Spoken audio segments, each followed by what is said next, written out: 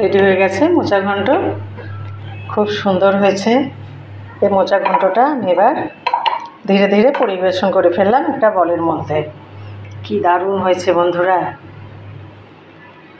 মোচাটা ছাড়ানো হয়ে গেছে, কি সুন্দর টাটকা মোচা ছাড়িয়ে ফেলেছি। এটা আছে, এটাকে কুচি কুচি করে কেটে দিয়ে দেবো, এরপরে রান্না করব, দেখাবো। এই মোচাটা ভালোভাবে ধুয়ে সেদ্ধ করে ফ্রিজে ভরে রেখেছিলাম, আজকে বার করলাম, এবার তৈরি করব। তো আলু সেদ্ধ করে ম্যাশ করে রেখেছি। আপনারা চাইলে আলু ছোটো ছোটো ডুমো ডুমো করে কেটে ভেজেও দিতে পারেন। এর মধ্যে পুরো একেবারে ঘরোয়া মশলা দিয়ে রেখেছি আমি। একটু জিরে ধনে গুঁড়ো, গোলমরিচের গুঁড়ো, হলুদ গুঁড়ো, কাশ্মীরি লঙ্কার গুঁড়ো, টমেটো, পেঁয়াজ কুচি, কাঁচা লঙ্কা, আর তার সাথে একটু আদা রসুনও দিয়েছি বন্ধু। সামান্য একটু চিনি আর গোটা গরম মশলাও আমি এর মধ্যে দিয়ে দিয়েছি। বারবার খুঁজে বেড়াবো, তার থেকে দিয়ে দেওয়াই ভালো। কড়াইয়ে সর্ষের তেল দিয়ে কিছুটা জিরে ফোড়ন দিয়ে দিলাম। এবার একটু ভাজা ভাজা হয়ে এলে মশলাগুলো আমি দিয়ে দেবো। ভাজা ভাজা হয়ে গেছে, প্রত্যেকটা মশলা এর মধ্যে আমি দিয়ে দিলাম। একটু সামান্য জল দিয়ে ধীরে ধীরে কষিয়ে নেব।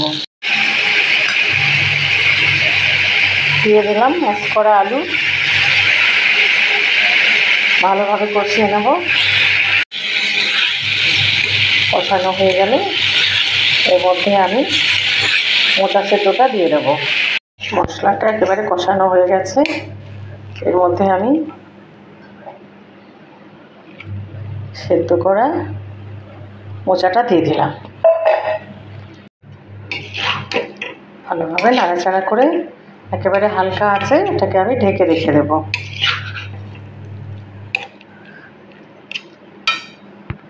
তো রেডি হয়ে গেছে আমার মোচা ঘন্ট। এই প্রসেসে আপনারাও তৈরি করবেন। পছন্দ হলে লাইক, কমেন্ট, শেয়ার, সাবস্ক্রাইব করে সাহি কিচেনের পাশে থাকবেন। সকলে ভালো থাকবেন, সুস্থ থাকবেন। করছি আজ আলু টমেটো দিয়ে পোনা মাছের ঝোল। তার মধ্যে 2 টুকরো বড় মাছও দিয়েছি বন্ধুরা। বারবার আলাদা আলাদা জায়গায় আর রান্না করতে পারলাম না। আলু টমেটো দিয়ে মাছের ঝোল, উপরে একটু ধনেপাতা ছড়িয়ে দেব। এই উপরে ধনেপাতা ছড়িয়ে দিলাম। এই মাছের ঝোল রেডি হয়ে গেছে।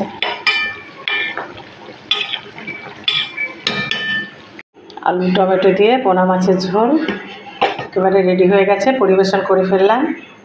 পছন্দ হলে লাইক, কমেন্ট, শেয়ার, সাবস্ক্রাইব করে সাহি কিচেনের পাশে থাকবেন। সকলে ভালো থাকবেন, সুস্থ থাকবেন। শাক ভাজাও রেডি, এবার তুলে নেব। শাক ভাজাটা বার করে নিলাম।